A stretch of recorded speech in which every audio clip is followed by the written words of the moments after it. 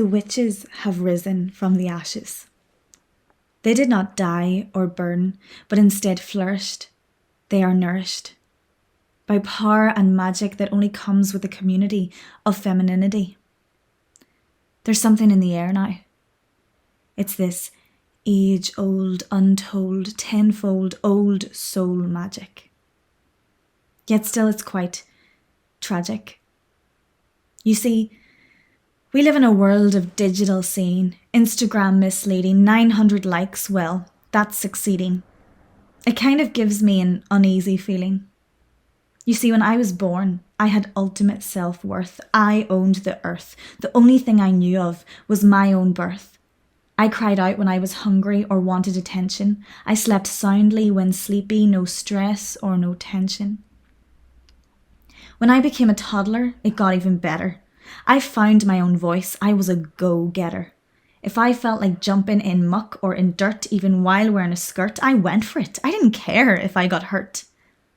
I was brash and unruly, constant tats in my hair, not easy to scare. I lived life with flair. Then came a time around 7 or 8. I was met with a shock, words that did generate many questions and thoughts that I have till this day, thoughts that weigh down on me, thoughts that constantly replay. I was told that I could not be brash and be bold by the TV I watched, by the stories I was told. I couldn't understand why the girls in these books could not fight for themselves, why their strength was overlooked. I said to myself, I know what I would do. I would tell that prince to stay at home because I know kung fu. But no, that's not what girls do. But I knew that couldn't quite be true because I felt big and strong and capable, fast, equipped, absolutely unbreakable. But then came a time when I went to school and I'd never felt so weak, so small, a total fool. After school activities designed to suit everyone. Sports for the boys and cooking for those other ones. Those different ones, those smaller ones, those ones with no grit. And as you can imagine, that didn't quite fit with my mindset. My self-image, the way that I felt. I felt let down by the hand I'd been dealt. But this time something had changed in me. Something only I could see. I did not feel I could fight this time because it seemed bigger, not something I could outshine. Then came a time around 12 or 13 I had entered a world that I had not yet seen. Lip gloss for your mouth, it makes it more kissable. Mascara for your lashes that are virtually invisible. Brush your tats from your hair. Stand up straight, never swear.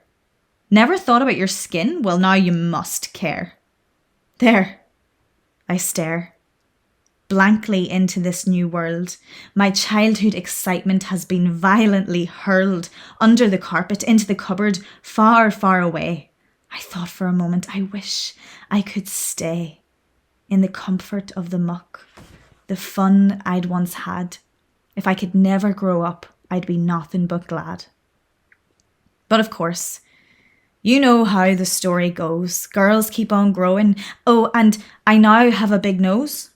I hadn't noticed that before, but when I reached 15, a boy in my class said it was the biggest he'd ever seen.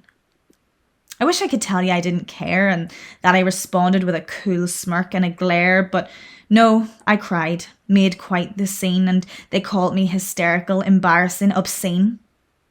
But girls just always overreact, don't know how to keep cool, and so continues the memoir of the woman, the fool.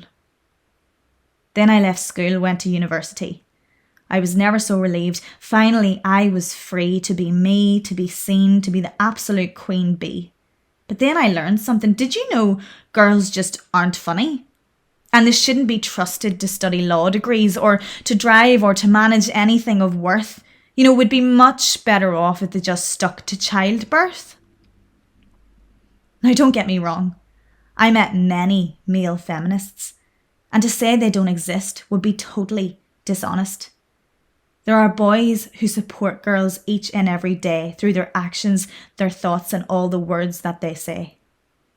But you can tell by this point, I'm a little fed up, and this whole being a girl thing, I'm ready to give up.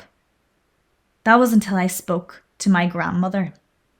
Not a woman on earth you'll find wiser than her. She's lived through it all the hardship and strife, lived a long, beautiful, lesson-learned life.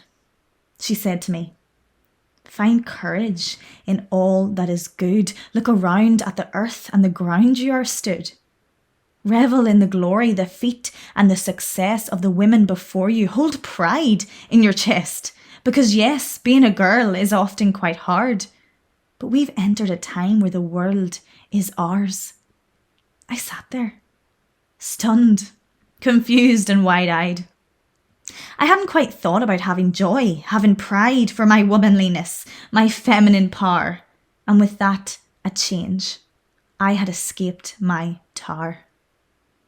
Yes, it would be easy to be consumed by the madness, to feel overwhelmed by all the world's badness. But now there's a light, a twist and an itch. We have entered the season of the witch.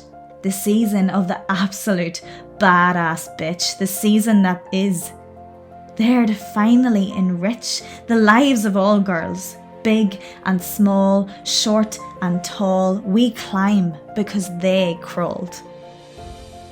The book of the woman as weak and as a fool is officially out of print. No longer circulating schools, overruled. Oh, and they've written the sequel and I've read the end and it reads equal.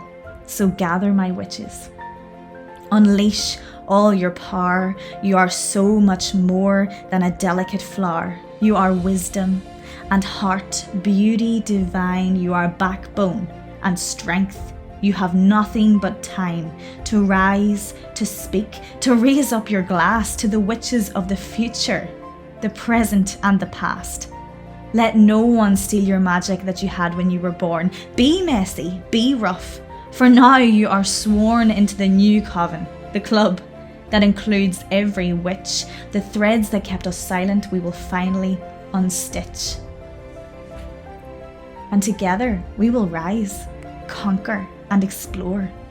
No longer settle for less, because we want more. Stand up, be brave, take your feet from the ground, raise your voices high and it will resound. The witches have risen. They're no longer asleep, and now together we'll take the final leap.